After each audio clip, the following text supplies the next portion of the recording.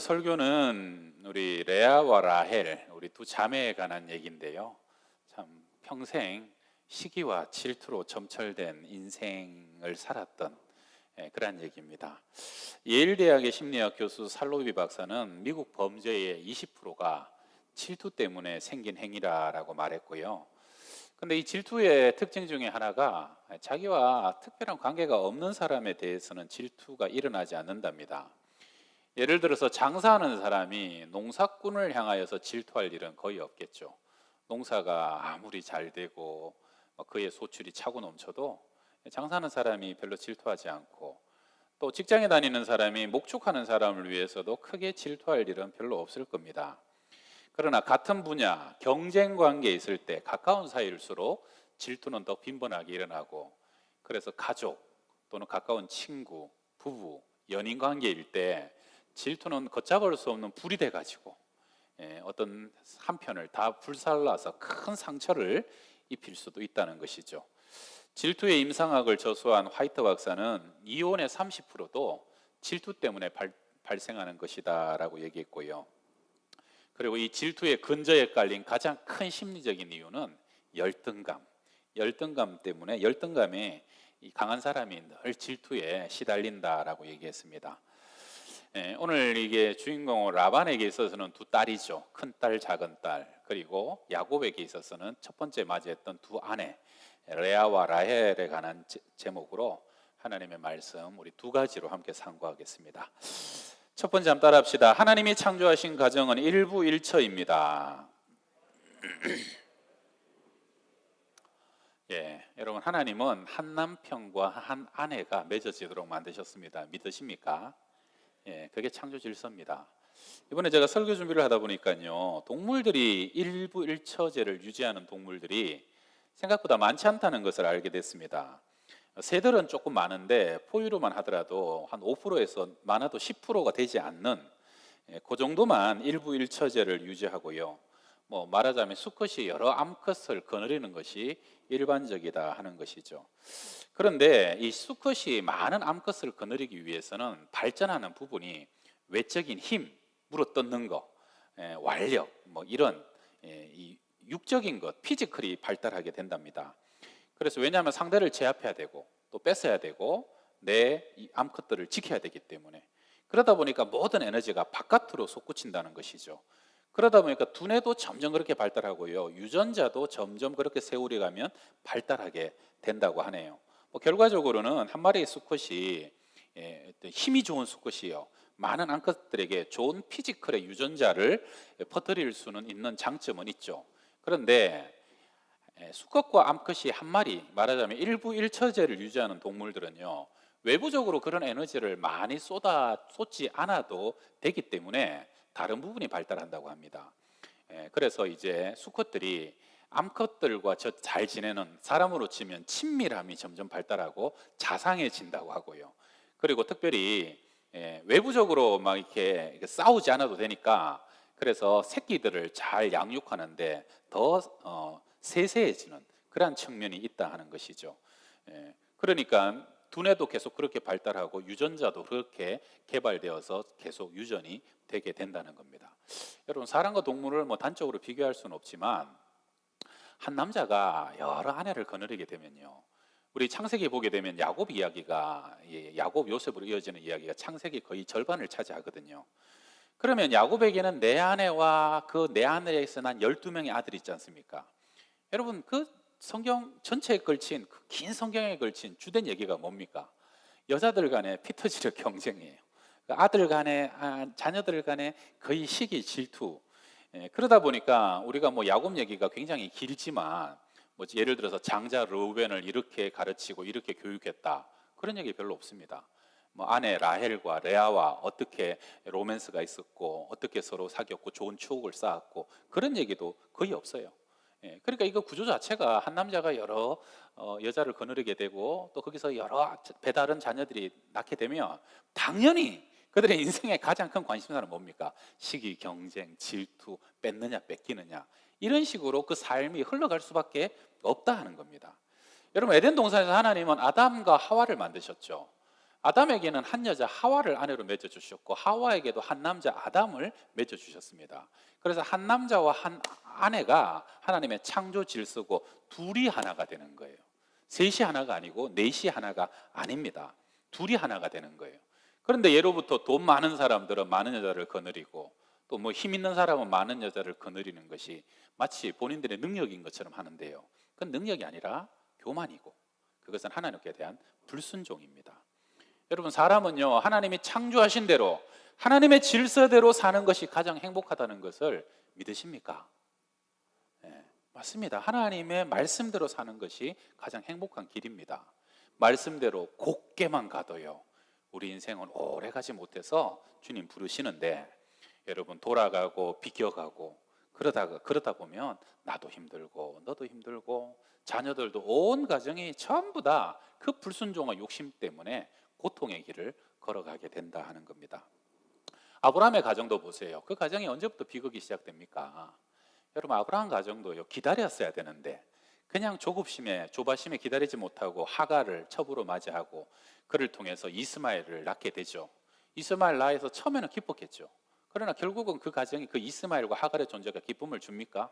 끊임없는 반복과 시기가 생기고요. 결국은 이스마엘은 아브라함의 유업의 대를 잊지 못합니다. 하갈과 함께 결국은 쫓겨나는 신세가 되게 되는 것이죠. 야곱도 결국은 두 아내를 두게 된 이것은 라반의 욕심 때문입니다. 라반 집에 야곱이 형에게 도망가가지고 바단 아람으로 가게 되니까 보니까 야곱이 일을 잘해요. 그래서 야곱에게 내가 어떻게 공으로만 시켜 먹겠냐, 너에게 무엇을 싹수로 줄까? 삼촌, 라헬을 나에게 아내로 주시면 내가 7년을 봉사하겠습니다. 그래서 7년을 머슴 살잖아요. 그런데 라반이 보니까 이 야곱이 일을 너무 잘하고 야곱이 들어오고 난 뒤로 자기 집이 점점 더 모든 것들이 다 번성한단 말이에요. 욕심이 생긴 거예요.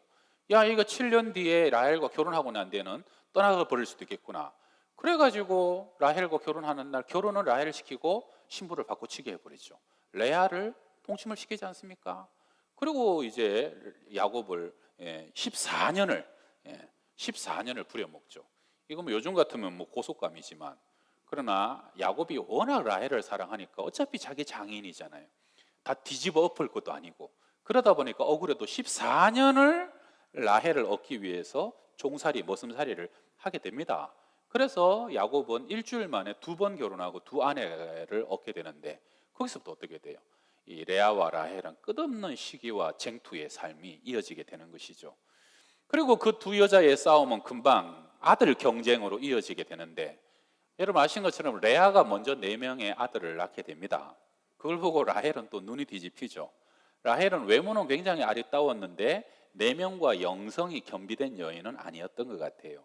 그러니까 아들 욕심에 야곱에게 무리한 것을 요구하게 되죠. 창세기 30장 3절에 라헬이 이르되 내 여종 비라에게로 들어가라. 그가 아들을 낳아 내 무릎에 두리니 그러면 나도 그로 말미암아 자식을 얻겠노라. 이때 풍섭이요, 여자가 아이를 갖지 못하면 자기 몸종을 남편과 동침시켜서 그 몸종이 아이를 낳으면 그게 내 아들이 되는 거예요. 그래가지고 지금 라헬이 사실은 하나님께 기도하며 기다리고 하나님의 긍휼을 구했어야 되는데 아들 욕심에 눈이 멀어서 인간적인 술수를 사용하게 되죠. 그러면요 야곱이라도 그때 너 아니야 라고 얘기했어야 되는데, 야곱이 판단력이 흐렸는지 아니면 처가살이 하다가 야곱이 아무 힘이 없었는지 라헬이 강하게 오니까 그것을 거부하지를 못하고 그러면 비라와 동침하게 됩니다. 거기서 2 자녀가 낳게 되죠. 그러니까 그거 보니까 4 자녀 있던 레아도 그냥 눈이 뒤집혀가지고 자기 몸종이랑 또 동침하라 그래가지고 결국은 야곱에게 원치 않는 4명의 아내가 생기게 되죠. 야곱은요 나중에 바로 앞에 서가지고 요셉을 다시 만날 때 바로 앞에 서서 이런 고백을 하죠. 내가 인생길 130년의 인생을 살았는데 참 험악한 세월을 보내었나이다 라고 얘기하죠. 야곱은 인생이 험악하긴 했어요. 근데 그 험악한 것의 한 중심에는요 4명의 아내 속에서 여러분 이 여자를 챙기고 또 저 여자를 챙기게 되고 이 여자 눈치를 봐야 되고, 그리고 그 12명의 아들들 사이에 끊임없는 시기질투 쟁투, 요셉을 팔아버리기까지 하는 그런 것 속에서요 참 험난한 처가살이 20년 많은 여자를 거느린다는 것이 결코 그 가정에 야곱의 삶에 기쁨이 되지 않았다는 겁니다. 잠언 5장 18절 우리 같이 한번 읽어봅시다. 시작. 내 셈으로 복되게 하라. 내가 젊어서 취한 아내를 즐거워하라. 여러분, 내게 주신 하나님의 샘물 아내를 복되게 하고 젊어서 취한 아내를 즐거워하고 기뻐하라는 것입니다. 여러분, 하나님은 여러분 지금 명절이 지났잖아요. 명절 지나면요 이혼율이 그렇게 높아진다고 합니다. 여러분, 지금 사시는 배우자와 몇 년이나 사셨습니까? 젊어서 취한 아내를 즐거워하시고 하나님의 맺어주신 배필을 기뻐하시기를 바랍니다. 그것이 하나님께서 나에게 딱 정한 배필이고 이것을 통해서 가장 복된 길을 내가 힘들어도 걸어가고 있다는 것을 믿으시길 바랍니다. 부부는요 여러분, 종이를 풀로 딱 붙여놓은 것과 같다고 합니다. 그래서요 이걸 한번 붙여놓으면 나중에 억지로 떼려 그러면 어떻게 돼요? 이게 깨끗하게 안 떨어집니다. 억지로 떼고 나면 서로가 만신창이가 됩니다. 얼마나 상처와 상처를 주고받으면서 그것이 찢어지는지요. 절대로 부부가 무난하게 아무것도 없었던 것처럼 다시 헤어질 수가 없다는 것이죠. 하나님은 한 아내에게 한 남편을 주셨고 한 남편에게 한 아내를 주셨습니다. 우리를 그렇게 창조하신 하나님을 찬양하고 감사하고 머리든 남편을 사랑하고 또 내 몸된 아내를 기뻐하고 사랑하고 아껴주며 그렇게 여러분의 가정이 부부관계가 다 천국이 되시기를 주의 이름으로 축원합니다. 자, 우리 두 번째 한번 따라 합시다. 모든 사람에게는 각자의 결핍이 있습니다. 오늘 설교의 주인공이 레아와 라헬인데 여자분들에게 한번 물어봅니다. 내가 레아와 라헬 중에 한 여자가 될 수 있다 그러면 여러분은 레아가 되고 싶습니까? 라헬이 되고 싶습니까? 이 대답하셔야 설교가 진행이 됩니다. 자, 대답해 보세요. 레아가 되고 싶으세요? 라헬이 되고 싶으세요? 어유, 3부에서는 레아가 나왔네요. 1, 2부에서는 라헬만 나왔는데, 근데 대부분 사람들이 라헬 되고 싶다 그래요. 여러분, 라헬과 레아가 참 재밌는 것은요, 서로 자기에게 있는 것에 만족하지 못하고 상대방에게 있는 것에만 부러워하는 한평생을 삽니다. 라헬은 남편의 사랑을 독점했잖아요. 야곱은 순정남이었어요. 그래서 첫눈에 라헬에게 반해갖고 평생 라헬만 사랑합니다. 그러니까 레아는 항상 그 라헬의 그 남편의 사랑을 그리워해요. 근데 또 라헬은 어때요? 자녀가 없어요. 나중에 낳았죠. 그러니까 항상 레아에게 있는 자녀들을 갈구하고 나도 아들 좀 낳아봤으면 아들 좀 낳아봤으면, 그래서 서로 만족하지 못하고 행복하지 못한 그런 삶을 사는데, 여러분 감사라는 게요, 내가 가진 것 이것도 주셨다 저것도 주셨다라고 고백하는 게 그게 감사입니다. 내게 있는 것을 있다라고 말하는 게 감사고, 불평은 뭡니까? 내게 없는 것 이것도 없고 저것도 없고 저것도 없고 나는 아무것도 없다, 이게 불평입니다. 그러니까 여러분, 가진 것을 많이 가졌다라고 하나님께 고백하기를 바랍니다. 그게 감사하는 삶이고요. 나는 이것도 없고 저것도 없고 내게 있는 것은 보이지 않아요. 없는 것만 보이게 되면 그 인생은 항상 불편과 원망의 삶이 될 수밖에 없다는 것이죠. 우리 라헬을 먼저 보겠습니다. 창세기 29장 17절. 레아는 시력이 약하고 라헬은 곱고 아리따우니. 세 번역에 레아는 눈매가 부드럽고 라헬은 몸매가 아름답고 용모도 예뻤다. 라헬은요 이뻤어요. 지금도 저 서구권에 가게 되면 라헬, 레이첼이라는 이름을 여자들이 많이 씁니다. 나도 라헬처럼 이쁜 여자가 되고 싶다라는, 사랑받는 여자가 되고 싶다라는 뜻이죠. 근데 레아라는 이름을 쓰는 여자는 거의 없습니다. 요셉이 형 에서를 피해서 바단 아람에 가서 제일 먼저 우물가에서 만난 여인이 라헬이었죠. 첫눈에 반해버렸어요. 그래서 그 라헬을 얻기 위해서 7년을 며칠같이, 7년을 수일같이, 7년 종살이가 긴 줄도 모르고 그냥 며칠처럼 지나갈 정도로 라헬을 그렇게 사모하면서 라헬만 바라봤죠. 그 다음에 이 야곱도 12명의 아들을 얻었지만 그 중에서 라헬이 낳은 요셉만 특별히 사랑해서 요셉에게만 채색 옷을 입히고, 요셉이 사라지고 난 뒤에는, 팔려가고 난 뒤에는 베냐민만을 특별하게 특별 대우를 하게 되죠.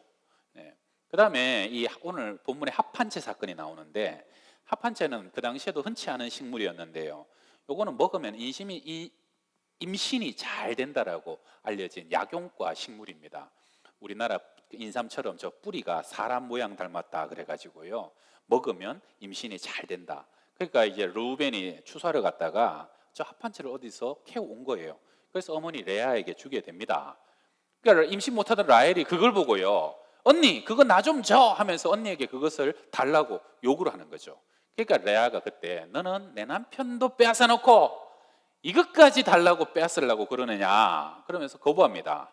그러니까 그때 라헬이 그러면 오늘 밤에 내 남편을 언니랑 동침하게 해줄 테니까 그 대가로 그거 달라고 그러면서 둘이 서로 거래, 딜을 하게 되죠. 이 여자들이 비밀한 관계, 내 은밀한 세계를 남자들은 다 이해하지 못하지만 그래가지고 이렇게 진행이 됐는데 그걸 보게 되면 그때 남편 야곱과 잠자리의 주도권을 갖고 있었던 것은 라헬이었다는 것을 우리가 알 수 있죠.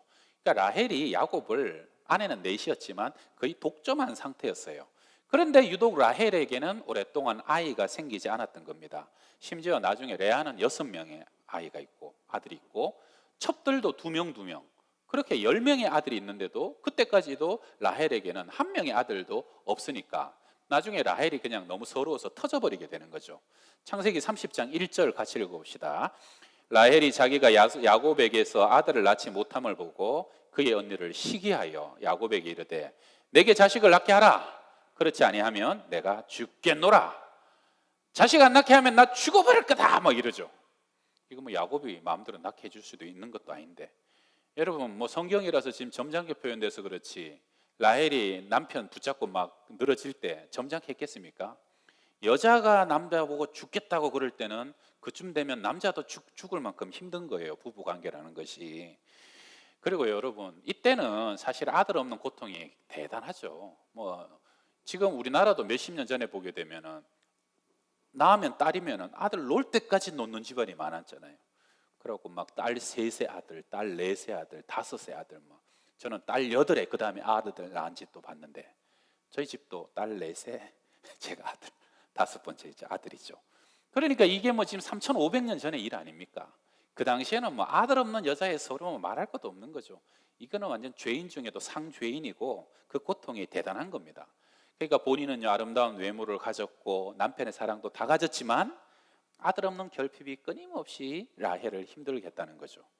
그 다음에 오늘 레아를 한번 보게 되면요 레아를 향한 외적인 묘사는 시력이 약했다. 그래서 글자 그대로 하게 되면 시력이 약하다 보니까 안경 없는 시대니까 항상 이렇게 눈을 찡그리고 다녔다라는 뜻도 될 수 있겠지만 또 이게 라헬은요 눈이 크고 쌍꺼풀 쥐고 초롱초롱 빛이 났던 것 같아요. 그런 반면에 레아는 눈매가 아마 이렇게 조금 부드럽다고 표현했지만 사실은 눈매가 좀 찢어진 눈매였다. 그러니까 뭐 전체적인 문맥으로는 레아는 외적인 매력이 없는 여자였다라는 표현입니다. 여러분 생각해 보세요. 두 여자가요 단짝처럼 함께 자랍니다. 그러다 보면 두 여자가 서로 비교의 대상이 됩니다. 어릴 적부터 항상 둘이가 같이 다니는데 하나는 눈도 초롱초롱하고 뭐든지 이뻐요. 하나는 별로 안 이뻐요. 그럼 사람들의 시각과 칭찬이 자연히 누구에게 갑니까? 이런 데서 자라난 이렇게 자매들 간에 열등감이 있는 자매들이 상당히 많죠. 저도 다른 교회 있을 때 제가 여러분 알다시피 그 딸이 하나 있잖아요. 걔가 좀 어릴 적에 동네에 친구가 있었어요. 교회도 같이 가고 동네도 학교도 같이 다니고 가까웠어요. 근데 문제는 뭐냐면 걔가 좀 이뻤어요. 그러다 보니까 걔는 또 그 동네에서 태어나서 자라내고 소위 말하는 그 동네 삼촌들이 둘이가 같이 다니다 보면은 자꾸 걔를 쓰다듬어주고 이쁘다 이러는 거예요. 같이 다니는데 그럼 됩니까 안 됩니까? 안 되죠. 그러면 그러다 보니까 얘가 몇 번 그렇게 경험하고 난 뒤에 와가지고 무슨 얘기를 하냐면 엄마 이상하다. 사람들이 자꾸 쟤만 이쁘다고 해. 사람들은 내가 이쁜 거는 잘 모르는가 봐. 이 말이 뭐냐면 내가 집에서 오빠도 이쁘다 그러고 저도 이쁘다 그러고 엄마도 이쁘다 그러니까 원래 지가 이쁜데 이 사람들이 지금 눈이 뼈갖고 내가 이쁜 걸 지금 못 알아보는가 봐 이 얘기예요. 그래서 제가 한편으로는 참 다행이다. 상처를 안 받았어. 근데 또 한편으로 화가 나는 거예요. 동네 삼촌 누구냐 누구? 아니 애들이 여러분 둘이 같이 다니면 같이 이쁘다 그래야지 한 애만 이쁘다 그러고 그러면 되겠습니까 안 되겠습니까? 그거는요 애한테 큰 상처를 주는 거죠. 그러지 마시길 바랍니다. 근데 그건 뭐 지나가는 일이고요. 그런데 평생 그런 분노와 상처와 가슴에 엉어리를 갖고 살았던 여자가 레아라는 거예요. 여러분, 레아는 결혼도 어떻게 합니까? 이거는 뭐 마트에 1+1 끼워 팔기도 아닌데 도둑처럼 결혼하잖아요. 야곱은, 여러분, 야곱이 그 집에 와가지고 7년 동안 머슴살이 하면서 레아가 다 봤겠죠. 얼마나 야곱이 그 라헬을 볼 때마다 그 야곱의 눈 속에 있는 그 어떤 뭔가 이 라헬을 특별히 사랑하는 마음, 눈빛부터 다른 거죠. 밤에도 보게 되면 시간 날 때마다 둘이서 속닥속닥하고, 이제 5년만 지나면, 2년만 지나면 나랑 결혼한다 이러면서 뭐 약혼한 거나 다름없잖아요. 그런데 그날도, 결혼식 하는 날도 동생이요 말하자면 쪽두리 쓰고 곤지 찍고 그냥 절하고 전부 다 결혼식을 한 거죠. 그런데 이제 밤에 야곱은 술이 거나하게 취해갖고 이제 첫날 밤 잠자리에 드는데 라반이 언니를 부르더니 뭐라 그러는 거예요. 레아야, 빨리 동생 옷 입어라. 여기 옷 입어라. 그러고 네가 동생 대신 들어가가지고 첫날 밤 보내고 네가 동침해서 오늘 첫날 밤 네가 야곱과 함께 잠을 자라는 거죠. 여러분, 어떤 사람은 레아도 지가 싫은데 그랬겠냐, 저도 야곱이 뭔가 좋았기 때문에 아버지랑 짜고 한 거 아니냐 그렇지만, 여러분, 그 시대는요, 첫 번째는 인권이 없어요. 여자는 아버지가 가라면 가고 오라면 오고 하라면 하는 거, 그게 그 시대 여자들의 인권이고, 또 두 번째는 레아도 여자고 언니인데 왜 자존심이 없겠어요. 그것도 자기도 평생 처음으로 남자에게 몸을 맡기는데 자기 이름도 아니라 도둑처럼 그 라헬인 척해서 들어가서 야곱이랑 동침하는 게, 그게 그 레아라고 그런 걸 원했겠어요? 그런 걸 원한 여자는 없죠. 그날 밤에 잠은 제대로 잤겠습니까? 그리고 아침에 야곱이 일어났는데, 야곱이 처음에 레아를 보고 그 놀랐었던 그 눈망울과 그 모습, 일어나자마자 야곱이 막 화가 나가지고 그냥 라반에게 달려가는 거죠. 그 뒷모습을 보면서 레아가 얼마나 민망하고 초라하고 비참했겠어요, 여자로서. 그렇게 결혼 생활이 시작됐는데요. 근데 또 문제는 뭐냐면, 결혼하면 좀 달라질 법도 한데 야곱은 주구장창 라헬만 사랑합니다. 라헬만 사랑해요. 그래서 결국은 레아는 결혼 시작부터 인생 거의 마지막까지 남편의 사랑이 결핍된 채로 그렇게 인생을 살아갑니다. 제가 여자들에게 한번 물어볼게요. 아들 없이 사는 게 낫습니까? 한평생 남편 사랑 못 받고 사는 게 낫습니까? 여러분, 아들 없이 자식 없는 서름이 나을까요? 남편 사랑 못 받는 서름이 나을까요? 둘 다 참 힘든 거죠. 라헬은 그래도 야곱이 자기만 사랑하니까 원망도 하고 불평도 하고 남편한테 신경질도 부립니다. 근데 레아는 가서 따질 사람이 없어요. 이런 쯤 상황에서 남편에게 따지겠습니까? 그리고 아버지라고 가서 따질 수가 있겠어요? 그만큼 받아줄 아버지면 그렇게 시집 보내지도 않았죠. 참 라반도 희한한 아버지예요. 레아는요, 하소연할 때도 매달릴 때도 없어요. 그래서 레아가 하소연하고 매달린 게 하나님입니다. 레아는 그때부터 하나님께 기도하기 시작합니다. 하나님만 붙잡기 시작하는 거예요. 창세기 29장 31절 우리 같이 읽어봅시다. 여호와께서 레아가 사랑받지 못함을 보시고 그의 태를 여셨으나 라헬은 자녀가 없었더라. 참, 너가 아무한테도 사랑받지 못하는구나. 하나님이 그 레아를 불쌍히 여기셨어요. 그래서 레아에게 남편이 주지 않는 사랑, 아버지에게도 받아보지 그 못한 사랑을 하나님이 레아를 어루만지시고, 레아가 하나님께 기도할 때마다 그 태를 여셔서 그 속에 한 명 한 명 아들을 선물로 주신 거예요. 왜냐하면 이 레아는 그렇게라도 아들까지 없으면 살아갈 수가 없는 여자라는 거예요. 여러분, 여기서 레아가 사랑받지 못함을 보시고, 이 사랑받지 못했다는 단어가 세노아라는 단어인데, 이거는요, 정확히 얘기하면 미워하고 싫어했다는 단어예요. 야곱은 레아를 사랑하지 않은 정도가 아니라 미워하고 싫어했어요.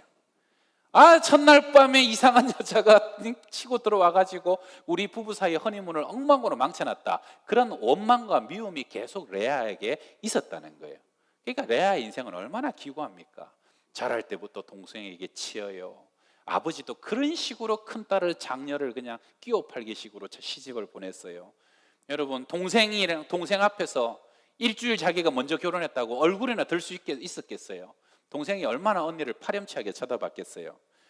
남편 야곱은 사랑은 커녕 늘 천대하고 구박받는 구박 덩어리가 돼가지고 이게 뭐 본처도 아닌 것이 첩도 아닌 것이 참 기구한 인생이 바로 레아가 돼버린 거죠. 그 레아를 하나님이 위로하십니다. 하나님이 레아를 불쌍히 여기시고 남편도 아버지도 주지 못한 사랑을 하나님이 레아를 어루만지기 시작하셨다 하는 것이죠. 그래서 아들을 주시는데요. 자, 창세기 29장 32절 같이 읽읍시다. 레아가 임신하여 아들을 낳고 그 이름을 르우벤이라 하여 이르되 여호와께서 나의 괴로움을 돌보셨으니 이제는 내 남편이 나를 사랑하리로다 하였더라. 여러분, 첫 번째 아들이 르우벤인데요, 르우벤의 이름의 뜻은 보라, 아들이라 하는 뜻이에요. 이게 지금 레아가요, 첫 번째 임신했어요. 그런데 계속 마음의 걱정이 뭐예요? 아들 낳아야 되는데, 아들 낳아야 되는데, 내가 이번에 아들을 낳아버려야, 그래야 야곱이 아들을 낳은 여자라고 나를 사랑해 주지 않겠나. 그래갖고 아들을 낳을 때까지 그것에 긴장하는데 응애하고 태어났는데 봐라, 아들이다 그러면서 이름을 르우벤이라 지은 거예요. 근데 문제는 아들을 낳았는데 야곱이 그래도 라헬만 사랑해요. 그래서 두 번째 또 기도합니다. 아들 하나만 더 달라고. 29장 33절, 그가 다시 임신하여 아들을 낳고 이르되 여호와께서 내가 사랑받지 못함을 들으셨으므로 내게 이 아들도 주셨도록 하고 그의 이름을 시몬이라 하였으며, 시몬의 뜻은요, 하나님이 들으셨다, 하나님이 응답하셨다는 거예요.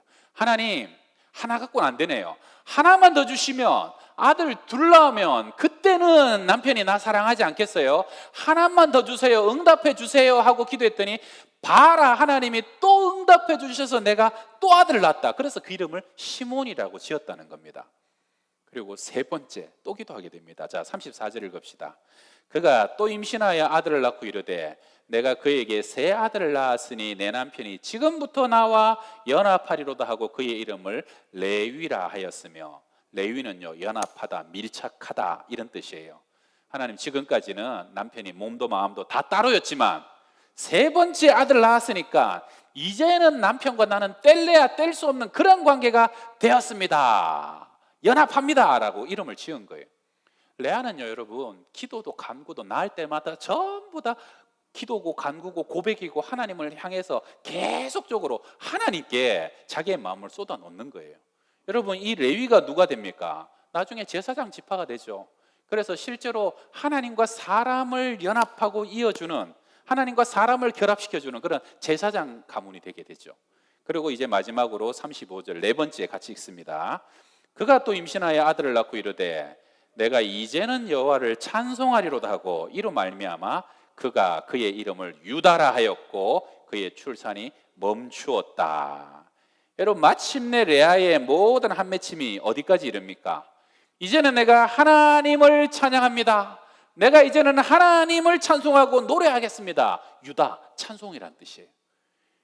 지금까지 아들 하던 레아가요, 드디어 하나님을 찬양하고 하나님을 노래하고 하나님을 높이기 시작합니다. 그만큼 레아는 영적으로 성숙했어요. 아들 때문에 하나님께 부여잡고 하나님께만 기도하고 하나님께만 의지했던 레아가 자기도 모르게 그 영적인 것들이요, 변모되며 성숙해져서 이제는 내가 하나님을 찬양합니다 하고 하나님께 예배하는 예배자로 세워져 가고 있는 거죠. 그리고 유다에게서 누가 나옵니까? 유다 지파에게서 예수 그리스도가 나오게 되는 그러한 영광을 얻게 됩니다. 할렐루야. 저는 여러분, 모든 사람은 결핍이 있습니다. 아무리 우리 보기에 저 여자는 저 사람은 저 집안은 다 가진 것 같아 그러는데 그 사람에게도 그 사람만의 결핍이 있습니다. 여러분, 그 결핍이요, 상처나 엉어리가 한이 되지 말고 그 결핍을 가지고 하나님께 나아가시길 바랍니다. 그 결핍 때문에 내가 기도하고 결핍 때문에 하나님 의지하게 됐고 그 결핍 때문에 내가 하나님 만나고 마침내는 그 결핍이 변하여 찬송이 되고 노래가 되고 나의 믿음의 깊이가 되는 것, 그것이 우리를 향한 하나님의 뜻이라는 겁니다. 여러분, 우리 인생은요, 항상 넉넉하고 풍성한 것 때문에 하나님 만나지 않아요. 약한 것 때문에, 없는 것 때문에, 그 서러움 때문에, 그거 가지고 하나님께 나아가서 무릎 꿇을 때 그 속에서 내가 상상하지 못하던 하나님의 놀라운 은혜를 받게 되는 것, 그것이 우리 인생을 향한 하나님의 뜻 아니겠습니까? 골다 메이어 총리를 아실지 모르겠는데요, 1967년 이스라엘 첫 여자 총리로 연립 내각을 이끌었고요, 이스라엘을 굉장히 부강케 만들었던 아주 여자 헤로인입니다. 근데 이 여자분, 이 골다 메이어 총리가요, 실물이 참 못생겼답니다. 한번 보실래요? 저 사람이에요. 근데 이 사람의 고백이 뭐냐면요, 못생겨서 감사합니다. 옛날에 누가 못생겨서 죄송합니다 그랬죠. 못생겨서 감사합니다가 평생의 고백이었어요. 이분의 글을 읽어드릴게요. 저는 제 얼굴이 못생긴 것을 참으로 다행스럽게 생각합니다. 제가 너무나 못났기 때문에 더욱 열심히 기도했고 최선을 다해 공부했습니다. 나의 이러한 연약함은 저 자신에게뿐만 아니라 나라에게도 큰 도움을 주었습니다.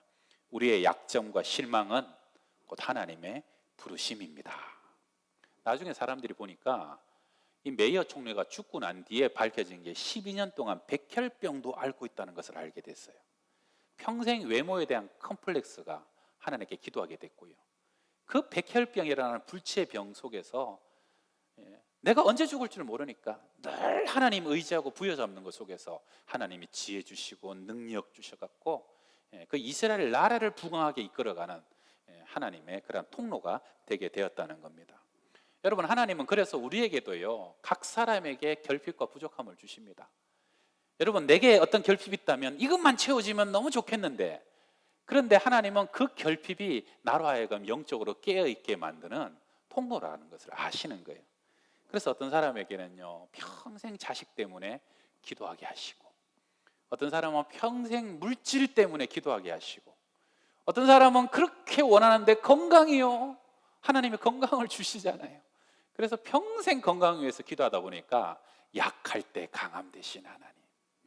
사도 바울도 3번이나 하나님 고쳐달라고 내 몸에서 이것 좀 제거해달라고, 내 은혜가 내게 족하다, 네가 약할 때 강함이라. 그게 하나님의 은총 아닙니까? 평생 그렇게 기도하는데도 안 풀어져요, 안 열려요. 결국은 그 결핍 때문에, 연약함 때문에 우리는 하나님께 나아가게 된다는 겁니다. 레아가 참 잘한 거는 뭡니까? 그거 가지고요, 원망하고 불평하는 게 아니라 하나님께 기도하고 하나님 의지했다는 거예요. 하나님을 나의 그것을 해결할 수 있는 분으로 인정하고 그 주님을 끝까지 부여잡았다는 것이죠. 여러분의 결핍 가지고요, 여러분 그게 한되고 상처되지 않길 바랍니다. 하나님 만나는 이유가 되시길 바랍니다. 그것 때문에 힘들어요. 나 이거 없어지면 진짜 행복할 것 같은데, 근데 오래 시간이 지나고 보면 그것 때문에 내 삶이 여기까지 하나님의 은혜로 이르게 됐다 하는 것이죠. 여러분, 마지막으로 야곱의 조강지처는 라헬입니까? 레아입니까?